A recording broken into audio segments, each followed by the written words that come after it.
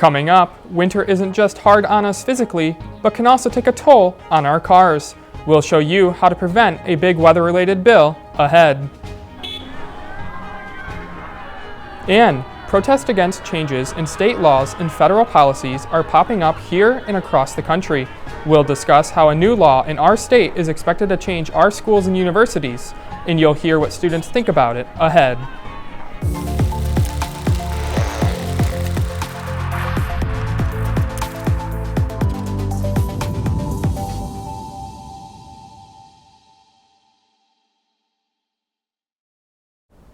Welcome to BG Weekly on BG24.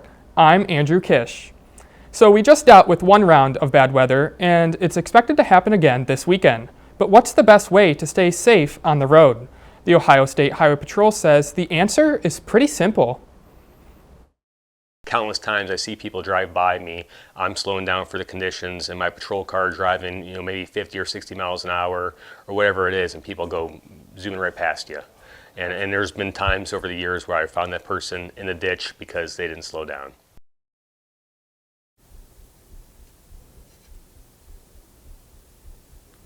How worried should we be about our weather tonight?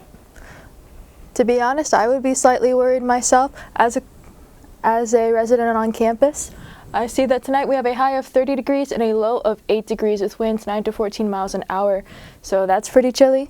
Tomorrow we are looking at some light snowfall with a high of only 25 degrees and a low of 21 degrees with winds up to 7 miles an hour. We already woke up to icy sidewalks this morning. It's going to happen throughout the weekend. Throughout the week, Saturday and Sunday, we're going to have some rainfall in the day that turns into snowfall at night with highs of 36 and 28 degrees and lows of 24 and 7 degrees. It's going to be pretty windy this weekend as well with winds up to 10 to 20 miles an hour. Monday and Tuesday, it's bringing a little bit of sunshine with 15 to 17 degrees, so colder temperatures, more sun, pick your poison. With winds slowing down a bit to 10 to 15 miles an hour and then 5 to 10 miles an hour. Later on in the week, with some pretty more consistent weather, Wednesday, Thursday, and Friday, a little bit more sunshine, but still staying in those teens. Thanks, Leah. And speaking of winters in Ohio, it usually means dealing with slush, freezing temperatures, and slick sidewalks. But does it also have to mean damage to your car? The salt keeping us from sliding on the roads can sometimes cause our cars big problems. But local experts say there are some very cheap ways we can prevent the damage to both our car and wallet. Very conscious about the amount of salt that we put on roads, but we also have to balance it with road safety. Rob Ross, the Director of Public Service for the City of Perrysburg, has the main job of making sure the roads are safe before, during, and after a winter weather event like snow or ice. One of those ways is using salt and brine. We activate the salt with a brine. What it does is it wettens the salt when it drops, so it reduces bounce. It keeps the salt on the roads. Brine is a solution made from salt and water that's applied to the roads to prevent ice and snow from sticking.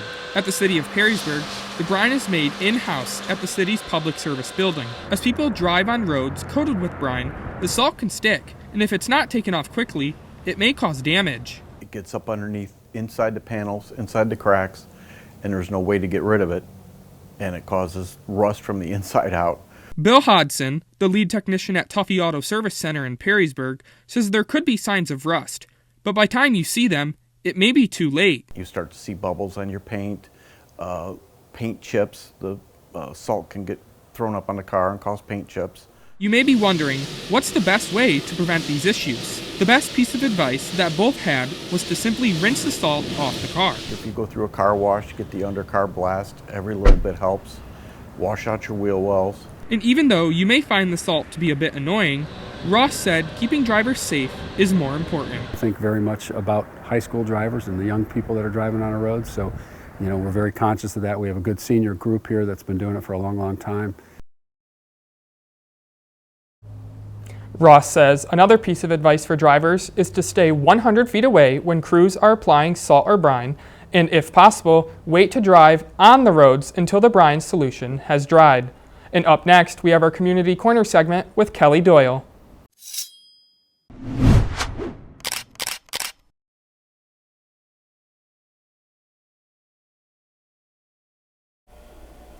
Thanks, Andrew. Welcome to Community Corner, where we discuss exciting events and conversations happening right here in the BG community. I'm Kelly Doyle, and today I'm sitting down with Dr. Casey Snyder to talk about the upcoming Women of Color Leadership Summit. Welcome, and thanks for being here. Thanks for having me. Yeah, so this year the summit lands on the anniversary of the 25th Annual Black Issues Conference. So, Dr. Schneider, when did your center collaborate with the conference to create the Women of Color Leadership panel? Yeah, so we had our first Women of Color Leadership Summit in the spring of 2009, and we've had it every spring since then. This is the first year that we have collaborated with the Black Issues Conference, so it's always been a standalone event that we held during Women's History Month, but we decided that we wanted to collaborate since it's the 25th anniversary of the Black Issues Conference and hold it on the same day as that conference to make sure that it's available to more people and just collaborate a little bit more. Yeah, so when attendees go, what can they expect this year? We have a really great lineup of presenters this year. So we have 3 panelists. We have Brianne Nelson from Solace Health and Wellness in Toledo, and she is a licensed social worker, and that's a really amazing agency in Toledo that provides sexual health and wellness.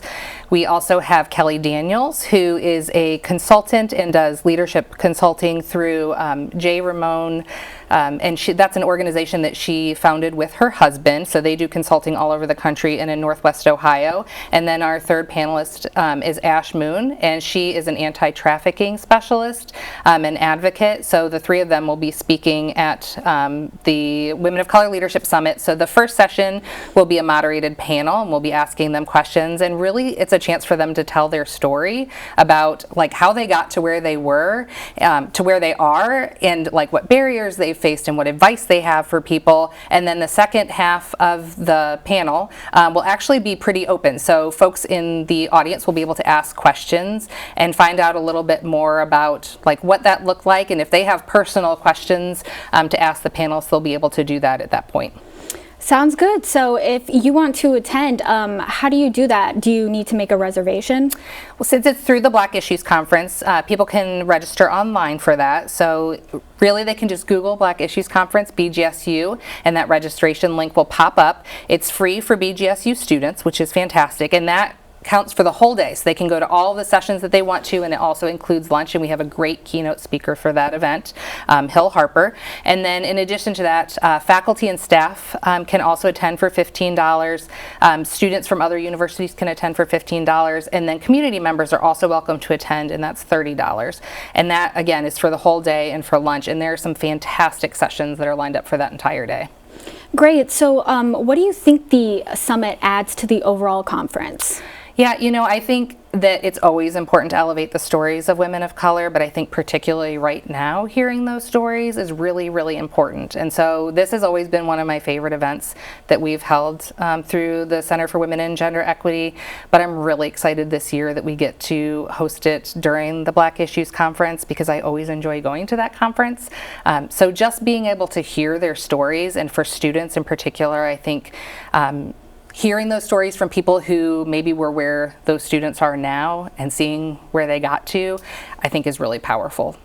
Okay, and what do you hope attendees can take away from the summit? Do you have any past experiences that are your favorite? Yeah, oh my gosh, we've had so many great speakers over the years, and they've come from all different backgrounds, and we do try to get women from all different kinds of backgrounds. We've had folks from the armed services come in, we've had medical professionals like from all different walks of life, and I think the nicest thing about that is that students, students, faculty, and staff from lots of different educational backgrounds can ask questions and learn about what those people have been through. It doesn't just appeal to one particular person. Yeah, so if you want to get more involved with your center, how can students do that? Yeah, actually Women's History Month, like I mentioned, is coming up in March, and we have lots of programming that's happening. And then we also sponsor Sexual Assault Awareness Month, and that is in April. So we are always looking for volunteers in addition to encouraging people to come to our programs. So we have a Friends of the CWGE program if students want to sign up for that, and it's on all of our social media. They can sign up, and then if they want to volunteer, they can do that. So our social media, if you just search for CWGE on Instagram or Facebook, those links are on there, or they can stop by the center. We're on the second floor of Hayes Hall. We have a great lounge that students, faculty, and staff can come in and grab some snacks and coffee. They can relax in there, study, hang out. We love to have people in there and come hang out. Yeah, sounds good. Stop by Hayes Hall. So, Dr. Snyder, thank you so much for joining me today. And the Women of Color Leadership Summit is happening Tuesday, February 25th in room 207 in the Student Union. Don't miss it.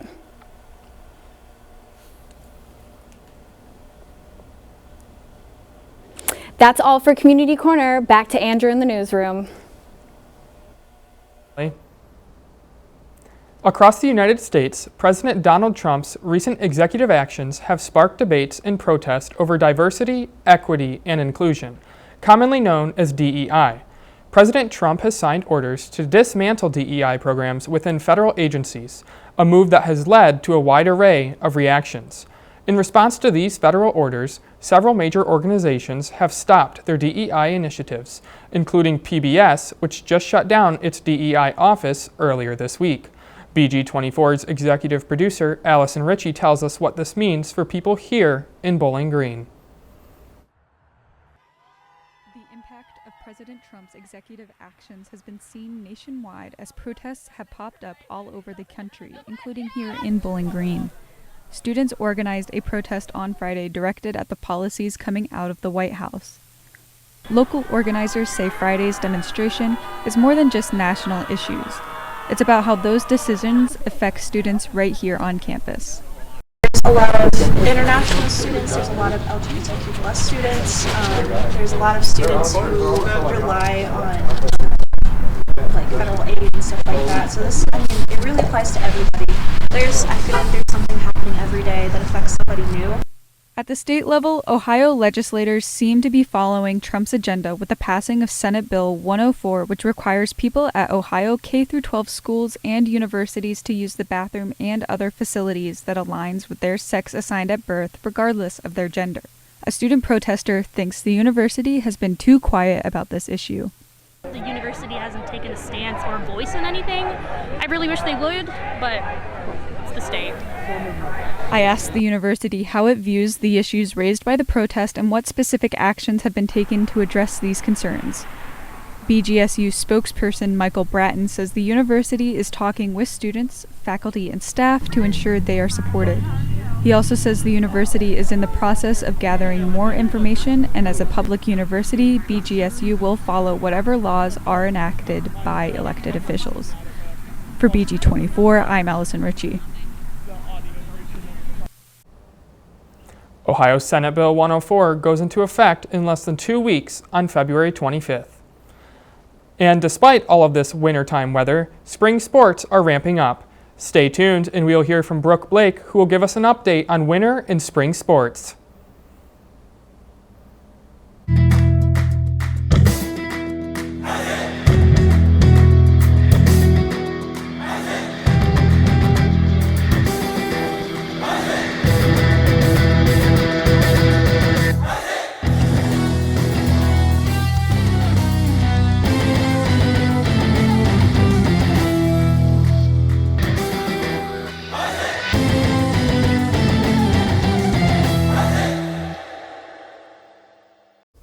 BG24 Sports is brought to you by the Falcon Media Sports Network. Hello everyone, I'm Brooke Blake, and I'm going to be talking about BGSU baseball takes the mound for the first time all season this Friday, with the Falcons facing off against the Middle Tennessee State Blue Raiders in a weekend series on Friday, Saturday, and Sunday. The 2024 MAC regular season champions placed fourth in this year's MAC coaches poll, following an 8th place finish in 2024's preseason poll. Falcon Media Sports Network had the opportunity to talk to BGSU baseball's head coach, Kyle Hollick, before this season's opener. Tennessee is going to be just as important as Miami when we play, or anyone else in our league. So I think the biggest thing is approaching every single day as we're 0-0. We got to take care of business, and that's the way we've ran practice, and they've responded really well to it. So just kind of looking forward to not changing. This past weekend, BGSU men's hockey had a split series against St. Thomas, moving them to third in the CCHA standings. And with only 2 series left, securing a spot in the top 4 of the CCHA standings is crucial for home ice advantage during playoffs. Take down St. Thomas 4-1.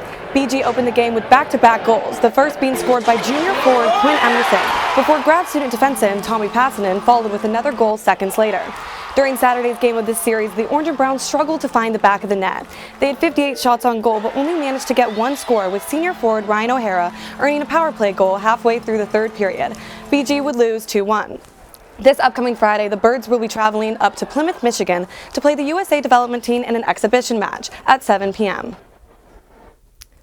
Moving over to men's basketball, on Tuesday the Orange and Brown faced Ohio University, and while they fought hard, BG would come up short. BGSU started against the Bobcats in the first half, hanging in with 1 score with just seconds to go until halftime, when with just 0.01 seconds left, Marcus Johnson shot a 3-pointer, putting the Falcons up 34-32 right before the break. The Bobcats managed to turn down a 2-point deficit into a 5-point victory, outscoring the Falcons 44-47, winning the game 86-81. This Saturday, BG will hit the road for their upcoming game against Buffalo, with tip-off at 2 p.m. That's all for sports. If you're in the market for one-of-a-kind opportunity, stick around. We'll tell you all about it after the break.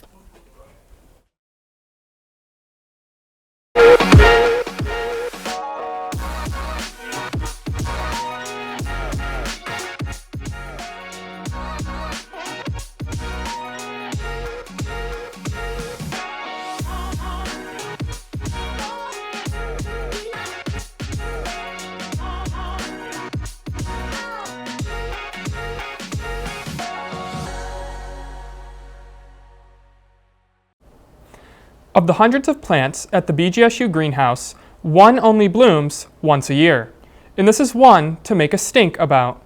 The konjac, a plant native to Eastern Asia, has made its long-awaited debut at BGSU's greenhouse. Experts say that while in bloom, the flower releases a disgusting smell that can last for days. You can visit the greenhouse near Park and Leroy Avenues between the hours of 8 a.m. and 5 p.m. Thanks for watching BG24. Follow us for the latest news on social media at BG24 or online at bgfalconmedia.com. We'll be back next week with updates from around Bowling Green and Wood County. See you next week.